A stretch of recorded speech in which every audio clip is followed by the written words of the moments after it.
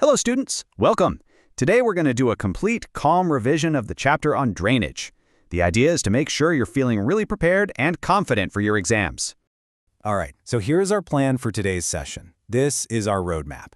We'll go through each of these topics one by one, step by step, to make sure everything is perfectly clear. Okay, let's get started.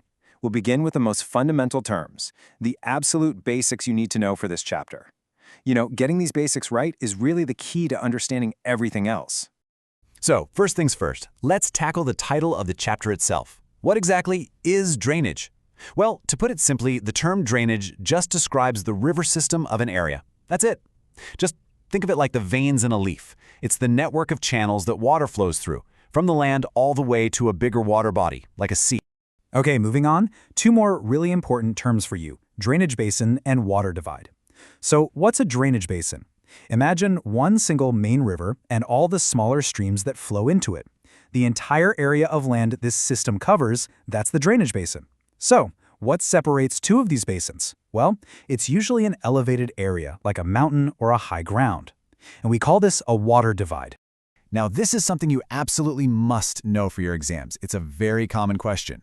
Let's go through the key differences between the Himalayan and the peninsular rivers. Nice and slow. First, origin. Himalayan rivers, as the name suggests, come from the Himalayas. They are fed by melting snow and rain. This makes them perennial, meaning they have water all year round. Peninsular rivers, on the other hand, are mostly rain-fed, which makes them seasonal. Next, their journey, or course. Himalayan rivers travel a long way, cutting through mountains, so they have long courses and do a lot of erosion. Peninsular rivers, their courses are much shorter and shallower in comparison. All right, good. Now that we have that foundation, let's build on it. We're going to look at the three great Himalayan river systems, the Indus, the Ganga, and of course the Brahmaputra.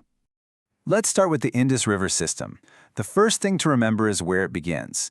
It rises in Tibet, very close to Lake Mansarawar, and it's one of the longest rivers in the world. Okay, these are the key facts you'll want to remember, especially for your one-mark or short-answer questions. Note the source, Tibet near Lake Mansarawar. See how it flows west into India, into Ladakh, and then south through Pakistan. And look at the tributaries. Now, a very special point to remember is the Indus Water Treaty from 1960. According to this treaty, India can use only 20% of the water from this river system. This is a very, very important point. All right, next up, perhaps the most important river system for us, the Ganga. It's truly the lifeline for millions and millions of people who live in the Great Northern Plains. So, let's look at the facts. The source is the Gangotri Glacier, where it's called the Bhagirathi. Now, a really interesting thing about the Ganga is that it has two types of tributaries. You have tributaries coming down from the Himalayas, like the Yamuna, but you also have tributaries coming up from the peninsular plateau, like the Chambal and the Son. And of course, the most famous feature, it forms the Sundarban Delta, which is the largest delta in the whole world. And here's a beautiful picture of that very beginning. This is Deva Prayag. This is the exact spot where the two headstreams, the Bhagirathi and the Alaknanda, meet. And from this confluence, this meeting point, the river is finally called the Ganga. And now for the third great Himalayan river, the Brahmaputra. What's interesting is that it also starts its journey in Tibet, near Lake Mansarawar, very close to where the Indus and the Sutlej begin. Now, the Brahmaputra is a river of many names. In Tibet, it's known as Sangpo. When it enters Bangladesh, it's called Jamuna. Look at its flow. It travels eastwards almost parallel to the Himalayas and then takes a sharp, hairpinned U-turn to enter India in Arunachal Pradesh. Once it's in India, especially in Assam, it carries a massive volume of silt. This causes a lot of problems, like forming riverine islands and causing devastating floods almost every year. Okay, we've covered the Himalayan rivers. Let's now travel south to the Peninsular Plateau. It's good to remember that these peninsular rivers are actually much older than the Himalayan rivers.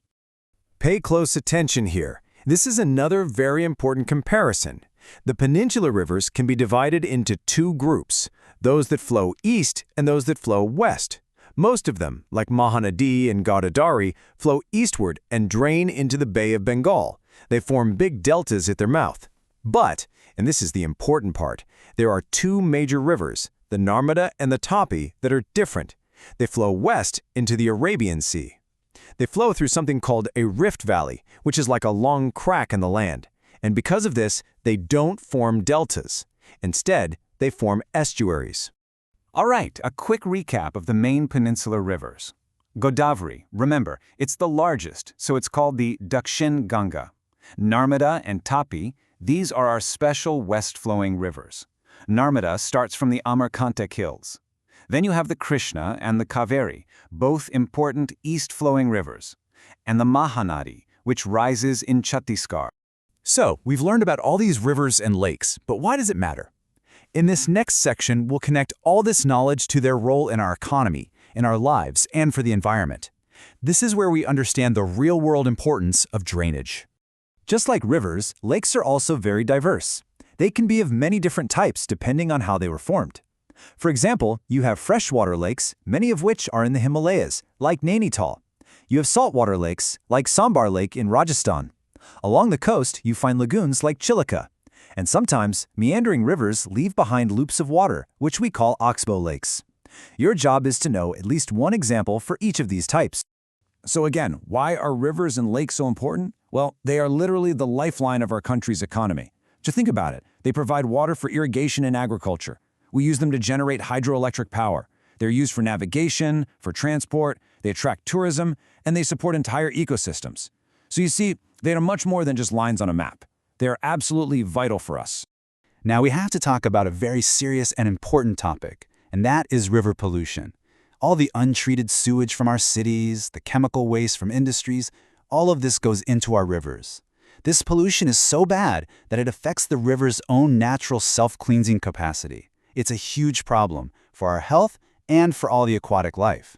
It's important for you to know that the government has launched action plans, like the Ganga Action Plan, to try and clean up our rivers. Okay, let's move on to something very practical, map work. This is one area where you can score full marks very, very easily, so let's make sure you're completely ready. So, here is your checklist. These are the major rivers and lakes you absolutely must know how to locate on a map of India. I'm going to read them out, and I want you to pause this session right after, take out an outline map, and practice marking each one. Ready? Ganga, Indus, Brahmaputra, Satluj, Narmada, Tapi, Krishna, Godavari, Kaveri, and Mahanadi. For lakes, Wooler Lake, Chilika Lake, Sambar Lake, and Pulicat Lake. Okay, please pause now and practice. All right, we're almost at the end. Let's finish up with some final exam tips. These are to help you avoid some very common mistakes. You know, these little details are often what separates a good answer from a great answer. So, please listen carefully. First point, why does the Brahmaputra carry less silt in Tibet? The answer is because Tibet is a cold and dry area. It's not about the river's course. Second, why does the Ganga have large meanders? It's because the slope of the land is very, very gentle. Third, do not get confused between the east-flowing and west-flowing rivers. Remember, Narmada and Tapi flow west. And fourth, don't forget that the Godavari is the longest peninsular river, which is why it's called the Dakshin Ganga. Remembering these small points will really help you score better. And with that, we have revised the entire chapter. You see, we've covered all the basic concepts, the major river systems, the lakes, and some very important exam tips. You are prepared. Just trust your preparation, stay calm when you write your exam, and I'm sure you will do very, very well. All the very best.